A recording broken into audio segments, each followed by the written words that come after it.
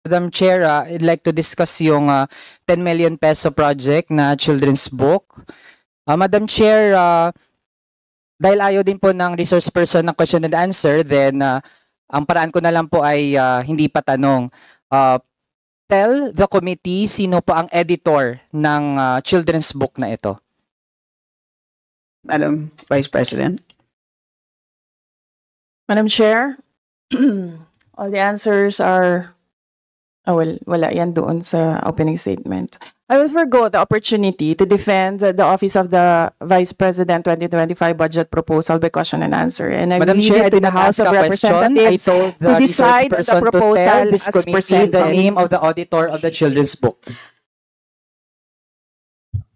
Yan ang nangyayari kapag Honorable. hindi I na didn't ask a question. I asked the resource person to tell the name, pero baka hindi pa na-distinguish ano yung tanong, ano yung hindi. Pero since ayaw pong ibigay yung name ng editor ng children's book, ito kasi yung point natin, Madam Chair. The book contains many errors. Sige po, pakita po natin. Kasama po dyan dahon ng banahaw. Wala naman pong dahon ng banahaw. Baka anahaw po yung tinutukoy. Yung word na sila, dapat po sina. Tapos yung walang awa, dapat nga may hyphen po yan. Tapos, Madam Chair, nakalagay din yung pugad daw ng kwago ay nakapatong sa sanga. Madam Chair, sabi ng mga eksperto, ang owl's nest hindi po ay nakapatong sa sanga. Nasa either butas po yan ng mga puno or nasa ilalim ng lupa.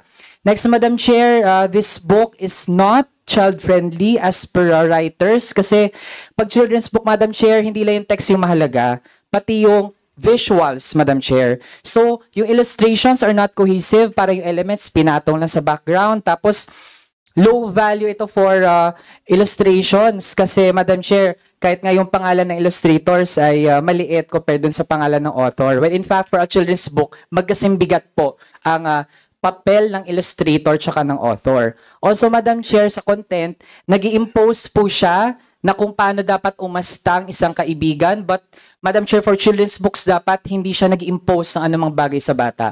It should be fun. Masaya lang dapat yung bata na binabasa yung libro. So, Madam Chair, this book na pinopropose na pondohan, and actually, ang topic na nga natin, 2025 budget, gusto ng resource person, we limit to the 2025 budget, pero hindi pa rin sinasagot.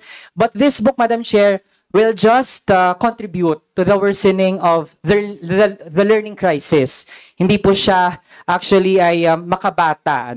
Kaya, Madam Chair, before I end sa second round, kasi kanina meron din pong ad hominem sa atin, meron pang disinformation about this representation. Madam Chair, kung okay lang naman yung mga libro at halimbawa, kung totoo pa kayong sinasabi about me, I would even suggest sa OVP, dagdagan yung budget, baka makalimang libro pa ang Vice Presidente. Pwede pa nga may special edition tungkol sa kwento ng buhay ko. Pero given, Madam Chair, na hindi din talaga pumapasa sa standards ng pagsusulat ng libro.